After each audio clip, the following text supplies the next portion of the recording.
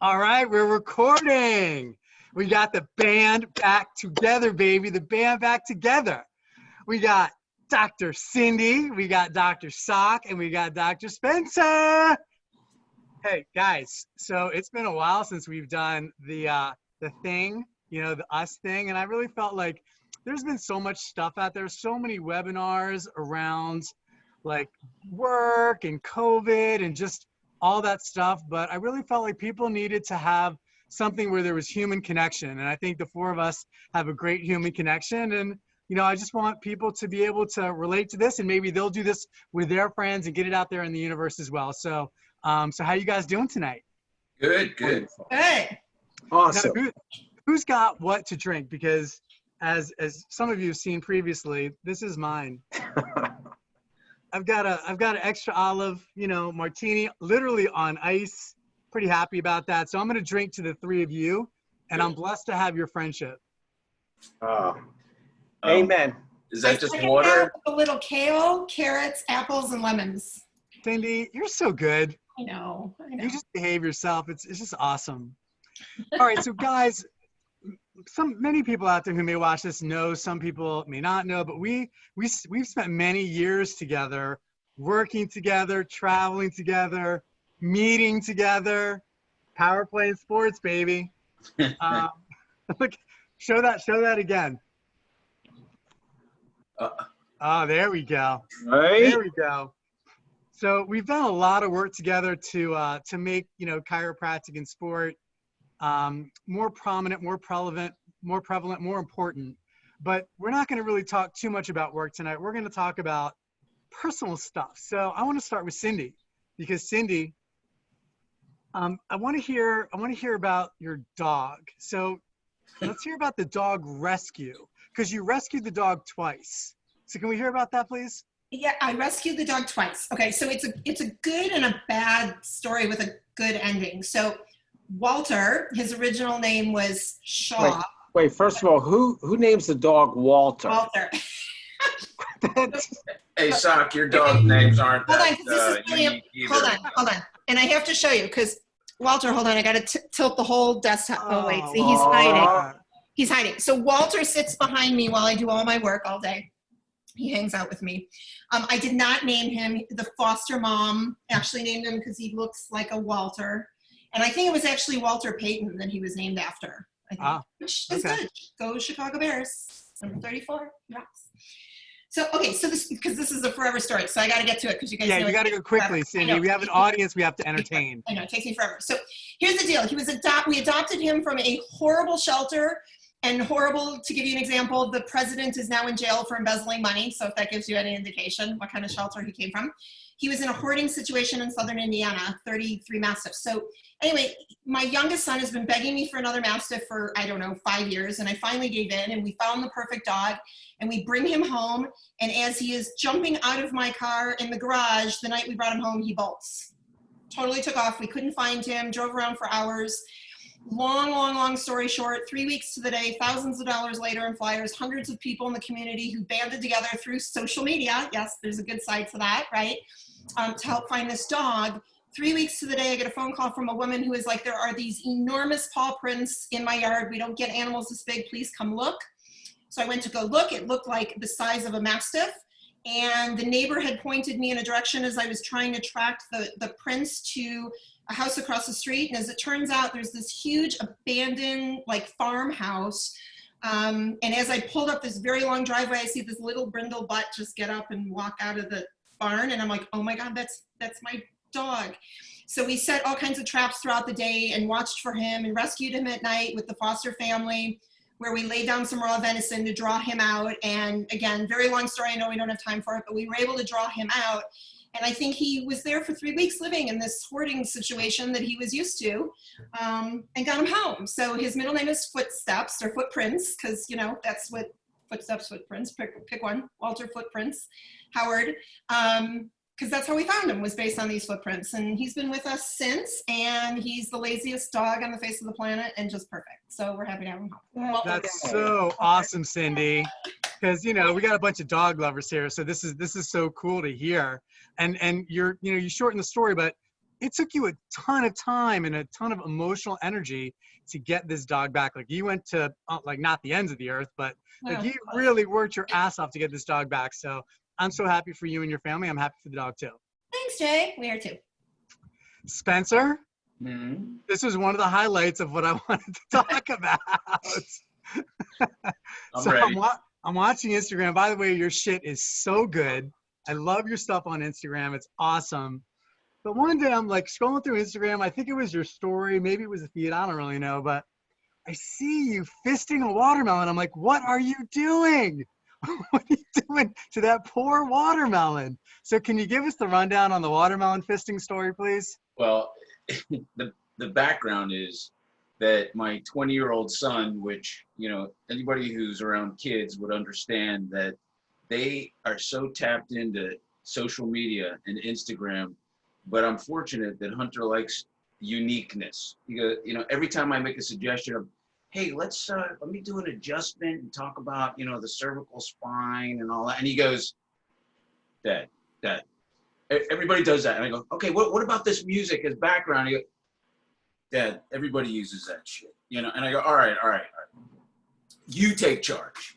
So ever since I saw Alan and the rest of his crew at home get on we're gonna get to that. TikTok, which, you know, my you know, sophisticated son, it goes, no TikTok, Dad. All right. So he has free reign with whatever goes on with Instagram. And I will tell you that some of the stuff is so much, I might make a suggestion. He'll go, no, not good. So he had this idea that we need to get off of healthcare for a moment and then bring it back. So we got to punch, you know, people up to make them go, what the hell? And it worked, obviously, because Jay, you are like social media guy. So if it caught your attention, it must. But you can't imagine the people were calling me. My mother, here, this is the best part.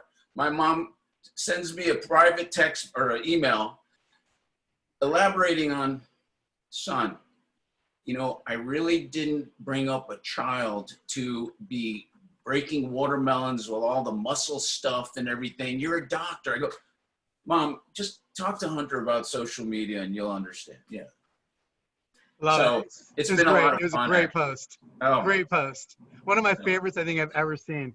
oh my God. And speaking of one of my favorite posts I've ever seen, the dancing bear, Yeah, oh yeah. Dr. Alan Sokoloff. So dude, that was the best video ever of washing your hands. Like that was phenomenal. So Well, tell me first- the mastermind behind that. First of all, here's to you. Oh, Corona. Here's And to my Christine- amigos. It was Christine Gertz. It was her star. She And started my it. So here's amigos. Christine. So it all started with you, and you challenged me, and we were sitting in the living and just finished dinner, sitting in the kitchen, and Marie, Maury, and Alana, and I said, look, I've got to come up with a video idea. I've got to come up with a song idea. And within an hour, between Marie and everybody working on lyrics and Maury doing the videos and the shots and Alana doing all the editing and everyone and we put that together. Dude, we're up to like 2,000 plus hits about wash your hands, wash. And the funny thing is, not only patients, but I'll talk to people that I haven't seen in a while and everyone goes, everybody wash your hands. So it was a lot of fun and it was a great challenge because it worked and it got people to be more aware about washing their hands. Amen, brother. Amen. It's good And stuff. here's to Christine who started it. So cheers to her. Christine, thank you. Jay? Oh, you froze. Jay? Jay's Oh, good. did he freeze? You're good, Sin. I'm good. He froze. I was going to ask him that if we all do a song about, you know, doing the poop test, if he would actually be able to do it then after all these years. I don't think you're going to have to send him a test kit. He's got 2 of them. They've been sitting in his kitchen for about 8 years. No, they're sitting in the bathroom waiting for somebody to use them. So while Jay's gone, who knows if he's even recording? When are we getting the band back together? We actually came close to most. Hello? Yeah, I hear you. Oh, I can hear you. Can you hear me? all right. Well, Hold on. Jay's back. We're still recording. We're still recording, people. Oh, you should have heard what we said. um, so here's to Christine, because she was the person who actually had the idea first. So let's drink to Christine. And again, Christine, thank you. Wait, what's Spencer drinking? Oh, Yeah, what are you drinking? some feminine thing. Oh, that's It's all right. just That's cool. Pellegrino. Hey, listen, I drink rosé and I catch shit from friends all the time, so it's all right. So that was a phenomenal video. I love that. Now I'm going to take a little step and rewind. I'm super curious to know, and we spent a lot of time together. I want to know what your most favorite moment of us together traveling. Like, what is the moment that stands out in your mind? Like the first one, it's just like, oh man, I remember that. That was so much fun. First. Go, Cindy. So I remember standing at the Florida Chiropractic Association event, and we were taking a group picture, and you grabbed my ass, and that was in the picture while everybody else was standing there serious. What? Yes, I do remember. In fact, I have that picture. I have that picture too. Awesome. Sok, what about you? Well, I have a few, but there's Okay. one when you said, what's the first one that jumps out? It was, unfortunately, the four of us were not together.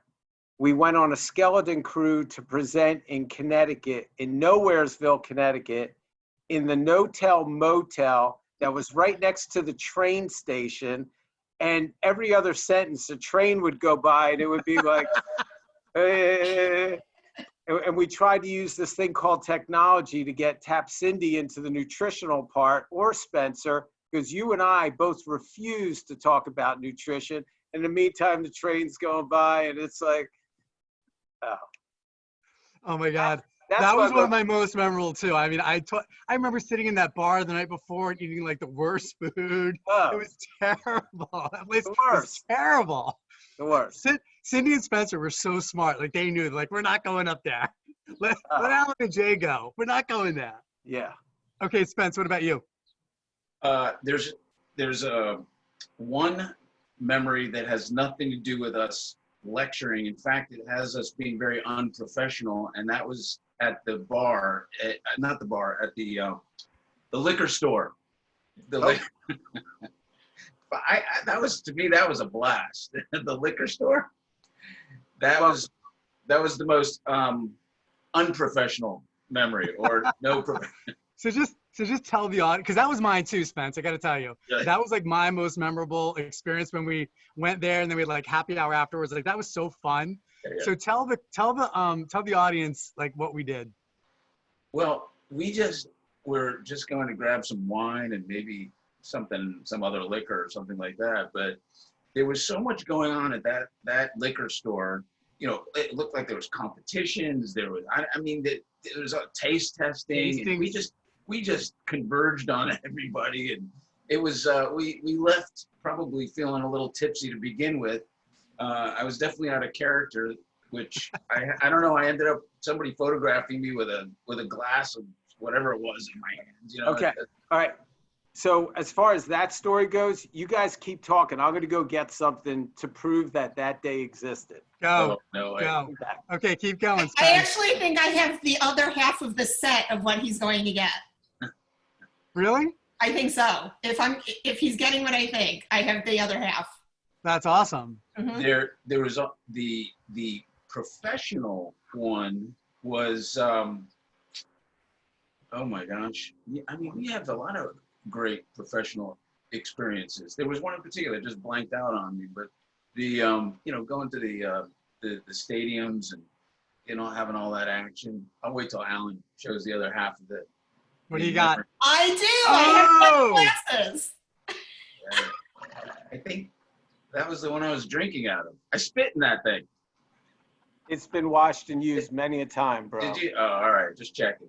So Spence, Yeah. you and I share that same emotion, because my favorite non-professional experience was definitely the Lombard liquor store. That was phenomenal. Or they had, just so you know, like they had tastings in every little station. People were just like going through a liquor store tasting all these different things. We had never seen anything like that.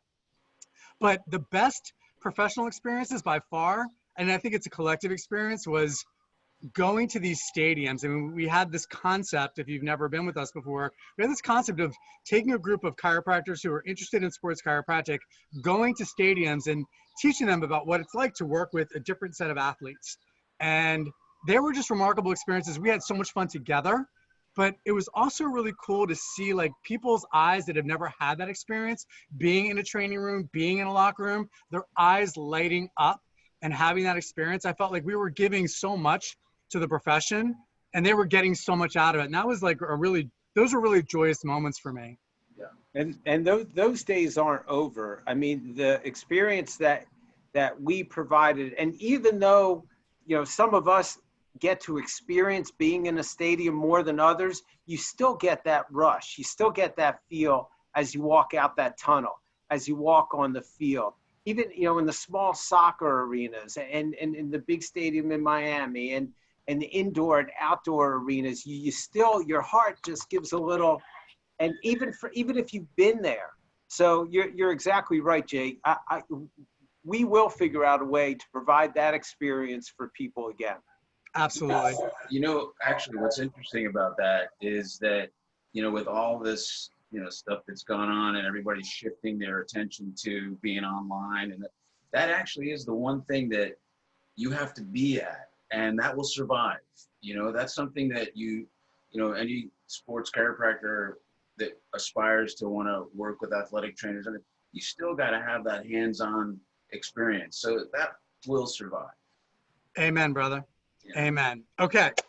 So we're going to get a little more serious right now. That was super fun, but we're going to get a little more serious now. And we're going to talk about what you're most looking forward to with whatever is called the new normal. Like, what is it that you're most looking forward to coming out of what we're dealing with right now? So, Spence, why don't you go first? Well, the new normal could be twofold here. I mean, one of the things that was a real test is to really share, as things shift and change, it's not a bad thing, you know, and if you think it's a bad thing, then you're right. But if you absolutely believe that there's a good thing out of it, and I don't mean to sound canned and planned and cheesy and all that, but I truly, deeply believe that if your perspective is your world. So, you know, if you change it and look for this proverbial silver lining, you'll find stuff. So as far as the new normal, there's really two things. Number one was, you know, we ended up, there's the two locations that I'm in are inside, and one of them closed, and I was saying something to my ex-wife. I go, man, you know, I wasn't complaining. I was just stating the fact. And she turns to me and says, well, why don't you go ask the owner of this other location? It was like a CrossFit type place. It's open and everything. And I went over there and thought, wow, I didn't even think of that. And this guy was so happy. And in the state of Florida, you know, chiropractic was considered essential. We haven't missed a heartbeat. Now, granted, you know, half as many patients, but now we opened up a third facility, and it's open, and we get to enjoy the elements. And the patients there, I noticed that there's two types of patients. There's the ones that, you know, they want to stay in, and there's the ones that are so happy to get out. They want to either get treated because they want to avoid the hospital or the orthopedic, or they come in because they want to get the hell out of the house. And that's it, you know, and it's, you know, social. So, you know, the whole misnomer is social distancing when it's really supposed to be physical distancing, you know, and we should be more social. And that's Great point. Claiming. Great point, brother. Okay, Cindy, what about you? What are you looking forward to most coming out of this? Wow. You know what? There's a lot of things, but I think when you first asked the question, what got me really excited was creativity through innovation, right? And it's so fascinating to me where most people are sitting around, I shouldn't say most, that's not fair. A lot of people are sitting around complaining or wallowing and are, not handling this well. And yet there's such an amazing subset of people that are coming up with new creative ways to reach out and communicate and alter things and improve healthcare and reconnect with people that they haven't connected with for a long time, or find new ways to connect with those people they are connecting with, right? So whether it's in your personal relationships or your professional relationships, we've got to continue to take that creativity, I hope, with that innovation to move forward, instead of going back to just what we always used to do that may work, but limits us. So I'm really excited to see how we do that. I love it. And to Spencer's point about mindset and your point about innovation, those two things have to happen together, right? Because if you're not in the right mindset, there's no way you can be creative and innovate. So like, I encourage the audience and people that are listening to this to really do your best to, if you're in a state of suffering, if you're in this primal state, like do your best to get out of it so that you can do the things that Dr. Cindy's talking about, which is try and find ways to innovate, try and find creative ways to solve our current problems and our future problems, because we have great opportunity to do amazing things in the present and in the future. How about you, Sok? Like, what are you most looking forward to? I'm looking forward to getting the band back together. Look, we were supposed to be speaking against each other in Michigan last weekend. Not against each other. Hold on, we were going to do a swap. Remember, we were gonna mess with some folks. I really missed that. I missed the live audiences. I did a webinar for an event that's coming up that I was excited about, but it's not the same. So I'm looking forward to that personal interaction. But I agree with all of you. I've been channeling Winston Churchill, who said, "Never let a good crisis go to waste." And while that comment disturbed me for about 2 or 3 days, I started to buy into it. And it fits with everything that you're saying. If we don't find what that new norm is before we get out of the old norm, then we're going to lose. We'll be behind. So if we don't take the time to think now, what does it look like with all the new rules and regulations? How can we better ourselves personally? How can we better ourselves in our offices? Then our practices are never going to get back to what they should be. And we personally won't be there. So I'm kind of excited. I was excited to talk with you guys because we literally have not talked in years, though I still get pop-ups from Spencer's thing saying we have a board meeting Tuesday at 8:30. I don't know why I still get that, but I miss that. I miss this. So I want to get back to that where we could do it and we could do it live for people, because I think the connection that we have with each other is genuinely shared with the audiences that we speak to. And we have a great ability, and each of us have our own individual message that we can help other doctors not only do well, but exceed trying to succeed. Love it, man. And as you're sitting here talking, as all you guys are sitting here talking, I'm like, that's why I love you people. I mean, we share this incredible bond and this incredible vision about what life and chiropractic looks like, should look like, and sharing that together is a remarkable experience. So I feel blessed that I'm just able to have this conversation with you guys tonight. It's just, as you said, Sok, it's been too long, and it's great to get us all back together. Maybe the last thing tonight, and I'm not controlling this thing. Maybe I am, but no. but the last question that I have for you guys is, like, what's the biggest lesson learned that you've experienced through this process? I'm really curious because I learned from you guys. So what is the biggest lesson learned? Let's start with Dr. Cindy. Oh, wow. The biggest lesson.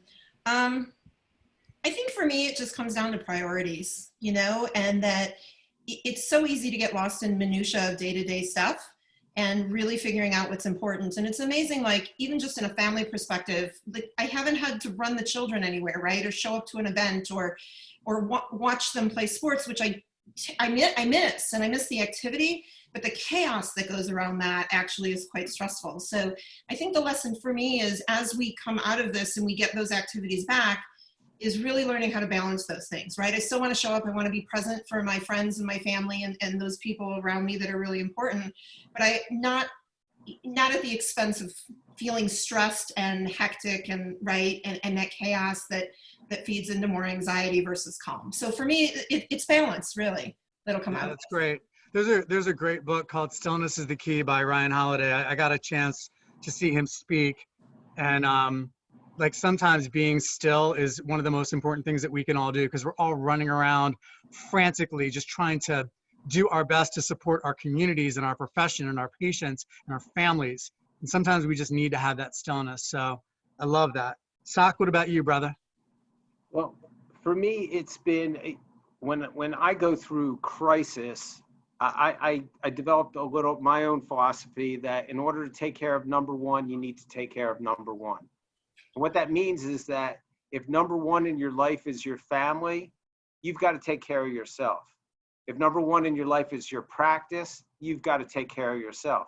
And at the end of the day, with everything that's going on all around us, physically, if we don't take care of ourselves, how are we going to help those around us? And not just by setting an example, but by being there and being stronger and being healthier. So with everything that's going on, and especially in our profession, there are probably so many like us that are frustrated that people are not paying attention to certain things, and we should be paying more attention on the health side. But at the end of the day, it comes down to us. So, you know, my thoughts and wishes to all of you is, you know, keep yourselves healthy, and so we can all do this again. Awesome. My man Spencer, what you got for me? What you got for us? Pretty simple. You know what? It's a super opportune time to create relationships.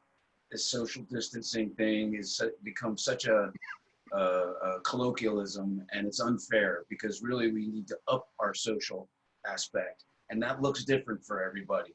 And it's moments like this, it's brainy ideas like you have here, and you know, we made it comical about the Instagram and everything, but I got to tell you, it has created relationships. So by the time this bullshit wears off, we got traction, and we're moving at, you know, warp speed, and you know, people will then start coming out and playing with us. But it is about keeping the relationships alive, and or making new ones, and being creative on how to do that. And you know, Sok said something about, you know, crisis. That word, you know, when you're focused on that, you can't, you're distracted. You can't look ahead and look forward. So the moment you take care of yourself, move through crisis, then you can open up and be able to fulfill others with their needs, and they become patients, you know, or friends, or whatever it might be. Love it.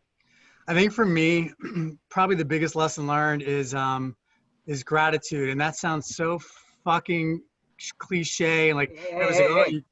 what? I'm allowed to say the F-bomb. It's my Okay. fucking Zoom. Oh. So I think, you know, And I his face covering. yeah, I know. I think this should be here, whatever. I was sitting out by the fire pit, and I was eating like leftovers, right? And I turned to Courtney, and I was like, I'm so grateful for food. And there's other people that are suffering right now that maybe don't have the things that we have right now. And I, you know, I think I've always been somewhat grateful, but not to the degree that I am now. And I think I've learned so much more through this entire process that I need to have greater appreciation for everything in my life. Like, one of the reasons why I wanted to do this quite selfishly is just so I could hang out with the three of you. Like, this is a beautiful thing for me. Like, I don't want to start crying and shit, but like it is, I'm so grateful for all three of you. And I'm grateful for many things in my life. And I think this situation has allowed me to really take a step back and focus on the things that I'm really grateful for, and not be grateful like at a kind of a low level, but be grateful at a super deep level. So so that's what it is for me. So guys, any final thoughts for the three people that are watching the Zoom right now? You know, just a simple thing is the realization that everybody forever talks about, I need more time, I need more time, I need more time. Well, here, you have more time. What are you going to do with it? And I always found that odd, because people would stress out. Now you got more time to do the things that you want to do. You got friends that are going through old photographs and posting them on Facebook. You got friends that the golf course out here was shut down, so I saw more people out walking. So you're going to come out of this one of two ways. I kept telling my staff and patients, you're either going to be, in better shape or completely disgusting, or you're going to come out, there's a whole mental health thing now. So it's your choice. You watch more videos that uplift. So time, you got time. Amen, brother. Beautiful lady, what do you got for us? You know what? I think that between the four of us, we've summed it up, right? Like there's different aspects of all of this to really look at. And whatever people are faced with and challenged, this is just their opportunity to do that, right? To sit in the quiet and the still with the balance and to look at it outside of the crisis mode and be grateful. And I'm saying the same words that the three of you have said, and including myself, and just really looking at this as a gift, right? And appreciating the gift that we have, and realizing that the gift doesn't end just when this does either. We can continue all of these things that we're learning for the rest of our lives if we choose to do that. And at the end of the day, everything that we do is a choice, right? And we have control over that. So, take that control and move forward and, do something amazing with it. Awesome sauce. Hashtag awesome sauce. Sock. Well, hey, Alana, here, come here for a second. Okay, so I want you guys to meet. This is my daughter, Alana. We know your daughter. Yeah, but Instagram and the world doesn't. Alana. Good to see you guys. What's up? So this is graduation day for her. Happy graduation. Thank you. Wait, hold on. This is healthier. It's much safer. Safer. She doesn't want to know what's in there, kale stuff. And so we all lose something through this whole process. But like you've said, and like we've said, it's what you gain and what we can make of it that's going to get us through, develop better relationships, more time with each other. There's struggles, there's struggles, and then there's coming together. And at the end of the day, that's what it's all about. So I could not be more happy and more satisfied between family, work, and you guys as friends. Yay. Perfect. Love you guys. Goodbye, everybody. I hope you enjoy this, and please stay positive, stay strong, and we'll see you on the other side. Thanks, Bean.